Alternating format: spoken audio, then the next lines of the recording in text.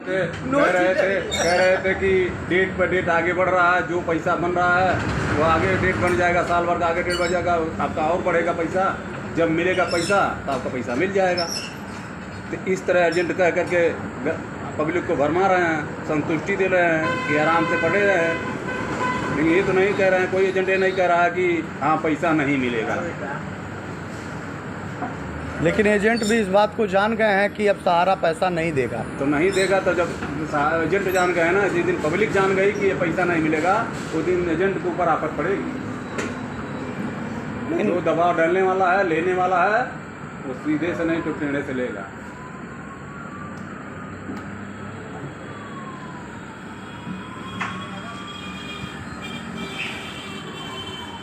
और क्या सहारा कंपनी केवल सुब्रत राय चलाने थोड़ी चली है, उसके सहयोगी ये लोग कितने साल से चलाते चले आए हैं, आप ही बताइए कितने साल से। आप कभी सुने थे कि सुब्रत राय कहे थे कि हम एक कंपनी का मालिक नहीं है?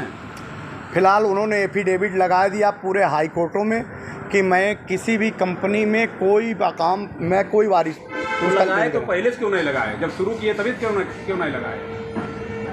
शुरू से क्यों नहीं लगाए कि इस कंपनी का हम मालिक नहीं है? आज क्यों लगा दिए? तो आखिर इसका मालिक कौन है? तो झूठ बोलने से थोड़ी ना हो जाएगा। वो कहना कि हम बेटवा पैदा कहना साल भर पल ले रहे हैं, 10 साल के बाद कहना हमारा बेटा। साथियों नमस्कार। अभी तक आपको मैं इनकी बात सुना रहा था, कारण उसका यह था कि सच से वाकिफ ये राहगीर हैं, ट्रक चलाते हैं, गोरखपुर में इनका घर है। इनका 2 से ढाई लाख रुपया पड़ा हुआ है। ये वे अपने साथियों से, जो एजेंट साथी हैं, उनके बार बार कहने पे चुप हैं और सोच रहे हैं कि आज नहीं तो कल पैसा मिलेगा।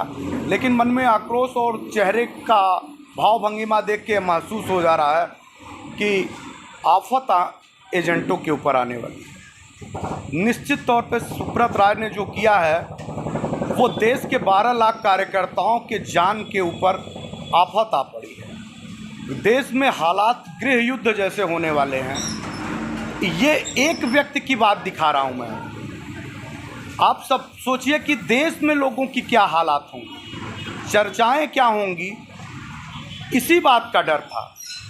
सुब्रत राय ने जो एफिडेविट लगाया, वो सुब्रत राय ने आसानी से एक एफिडेविट लगा के अपना काम कर दिया। ये नहीं समझा कि जिन कर्मयोगी संस्था के लोगों के लिए पूरा जीवन समर्पित किया था कार्यकर्ताओं ने, उनको किस आग के मुंह में झोंकने जा रहा हूँ। जनता है, जब गुस्से में आती है तो जनता ना सरकार देखती है, ना जनता कोई आगे खड़ा हुआ बड़ा साम्राज्य देखती है, और ना ही देखती है कि आगे वाला कौन है।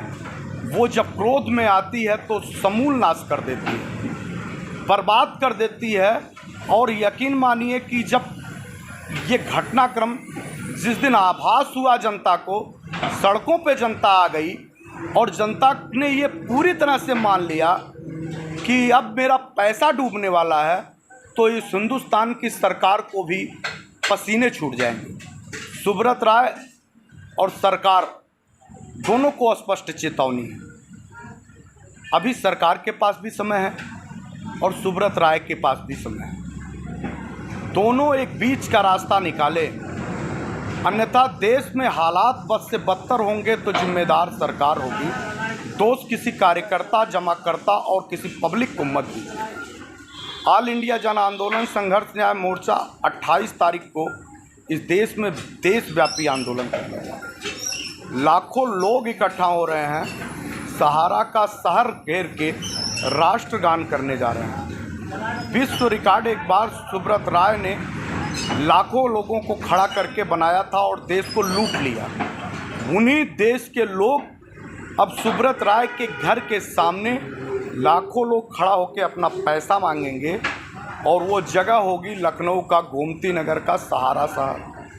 महज 1.5 किलोमीटर पे मुख्यमंत्री का कार्यालय और मुख्यमंत्री निवास।